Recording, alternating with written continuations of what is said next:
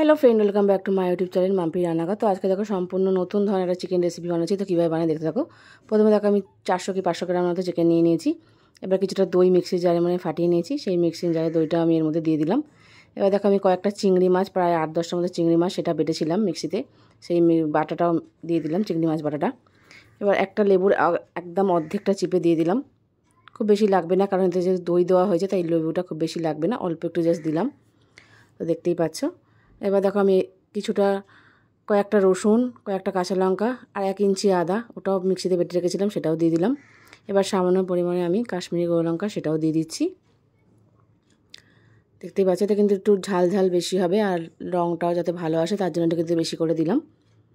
এবার দেখো সামান্য পরিমাণে স্বাদ মতো নুন দিয়ে দিলাম। দেখতেই পাচ্ছ, রেসিপিটা কিন্তু অনেকটা পুরো স্টেপ বাই স্টেপ দেখতে গিয়ে কিন্তু অনেকটা বড়ো হয়ে গেছে। তো কেউ স্কিপ না করে পুরো ভিডিওটা দেখবে। দেখো সামান্য পরিমাণ একটু হলুদ দিয়ে দিলাম, অল্প একটু পরিমাণে সাদা তেল দিয়ে দিলাম।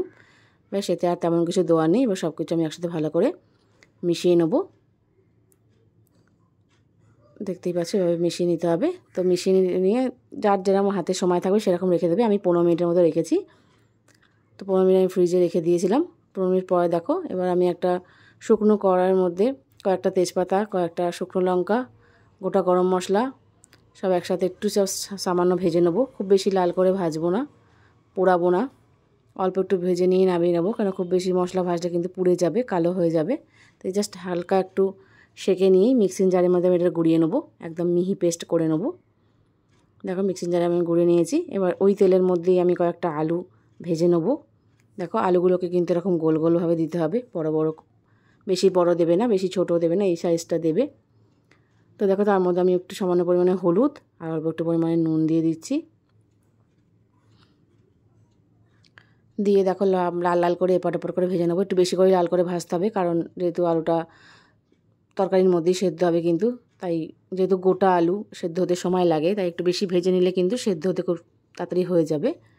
তো দেখতে পাচ্ছি এভাবে কিন্তু লাল লাল করে ভেজে নিয়েছি। দেখো ভেজে আমি তুলে নিয়েছি। ওই তেলের মধ্যে আমি ডিমটাকে ভেজে নেবো। 2খানা ডিম আমি দেখো সেটাও ভেজে নিচ্ছি। চিকেন ডাক বাংলো করতে গেলে কিন্তু ডিম, চিকেন, চিংড়ি তিনটেই দিতে হবে, তাই কিন্তু আমি তিনটেই দিলাম।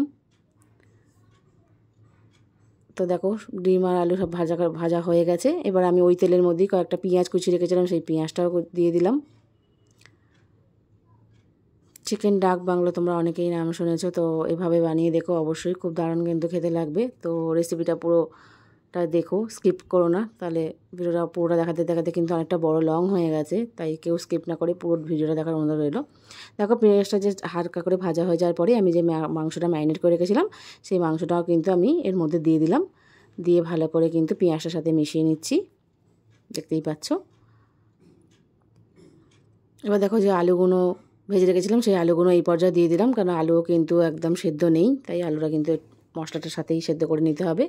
তাই এই চিকেনটার সাথে কিন্তু আমি আলুটাও কষিয়ে নেব। তো দেখো আমি কয়েকটা গোল গোল করে একদম ছোটো ছোটো মিহি মিহি পেঁয়াজ গোটা সেটাও কিন্তু দিয়ে দিলাম। এতে দেখতে এবং খেতে দুটোই কিন্তু ভালো লাগে এতে পেঁয়াজটা। তোমরা চাইলে ছোটো ছোটো টমেটোও দিতে পারো এর মধ্যে। তো আমি কিন্তু এতে টমেটো একদমই ব্যবহার করিনি, কারণ যেহেতু লেবু আর দই ব্যবহার করছি, তাই টমেটো একদম কিন্তু ব্যবহার করিনি। তো দেখো সামান্য পরিমাণে আমি বাটিটা ধুয়ে কিন্তু জলটা দিয়ে দিলাম। খুব বেশি জল দেবো না, ওই বাটি ধুয়ে যেটুকু জল সেইটুকু জলেই সেদ্ধ হবে। এবার আমি ঢেকে ঢেকে রান্নাটা করে নেবো। দেখো ফুটতে দিয়েছি, দেখো মোটামুটি আমার ফুটে এসেছে, ঝোলটা অনেকটা মরে গেছে। এবার আমি যে ভাজা মশলাটা করে রেখেছিলাম সেটাও দিয়ে দিলাম, মিক্সিতে গুঁড়িয়ে রেখেছিলাম সেটা দিয়ে দিলাম। দেখতেই পাচ্ছ পুরোটা দিয়ে দিয়েছি। এবার সামান্য পরিমাণে আমি একটু টমেটো কেচাপ দিলাম, যেহেতু আমি টমেটো দিলাম না তাই টমেটো কেচাপ দিলাম। এতে টেস্টটা কিন্তু খুব সুন্দর আসে কেচাপটা দিলে, দেখতেই পাচ্ছ। সামান্য পরিমাণে দেখো আমি একটু গরম মশলার গুঁড়ো দিয়ে দিলাম, আর অল্প একটু স্বাদ মতো, যেহেতু টমেটো, লেবু আর টমেটো সস গেছে তাই জন্য একটু সামান্য চিনি দিয়ে দিলাম।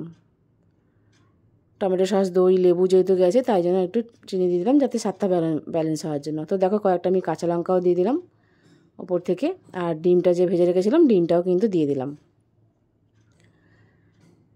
ব্যাস রান্না কিন্তু একদম মোটামুটি রেডি।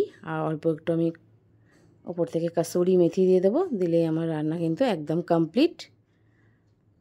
তো দেখতে পাচ্ছ সামান্য পরিমাণে একটুখানি কাসুরি মেথি দিয়ে দিলাম, এতে স্বাদটা খুব দারুণ আসে বলে। তো এবার আমি গ্যাস কিন্তু বন্ধ করে দেবো, দিয়ে তোমাদের স্টিমে রেখে তারপর তোমাদের সার্ভ করেও দেখাচ্ছি। দেখতেই পাচ্ছ কতটা সুন্দর আর লোভনীয় একটা রেসিপি কিন্তু তৈরি হয়ে গেল। চিকেন ডাক বাংলো, নামটাও যেমন সুন্দর, দেখতেও যেমন সুন্দর হয়েছে, খেতেও কিন্তু খুবই দুর্দান্ত হয়েছে। তো অবশ্যই হলো বাড়িতে একবার ট্রাই করো। তো আমার রেসিপি কেমন লাগলো, ভালো লাগলে লাইক, কমেন্ট, শেয়ার, সাবস্ক্রাইব করে দেবে। নতুন বন্ধু হলে পাশে থাকবে। এরকম নিত্য নতুন ভিডিও দেখতে হলে চ্যানেলটাকে অবশ্যই সাবস্ক্রাইব করে দেবে। ভিডিও দেখে ভালো লাগলে একটা কমেন্টে অবশ্যই জানাবে। তোমাদের কমেন্টের অপেক্ষায় কিন্তু সবসময় থাকি। এখনও অবধি যারা সাবস্ক্রাইব করনি প্লিজ সাবস্ক্রাইব করো, অনুরোধ রইল। তো দেখতেই পাচ্ছ এটা ভাত, রুটি, পরোটা যাই দিয়ে খাও না কেন তাই দিয়ে দুর্দান্ত লাগবে। তো অবশ্যই হলো বাড়িতে ট্রাই করো। হ্যাঁ, রেসিপিটা অনেকটা বড় হয়ে গেল, তো ভালো জিনিস খেতে গেলে তো একটু সময় লাগবে। তো অবশ্যই হলো একবার ট্রাই করে কমেন্টে জানাবে। একদম কিন্তু তোমাদের কমেন্টের অপেক্ষায় থাকবো। তো থ্যাংক ইউ সো মাচ।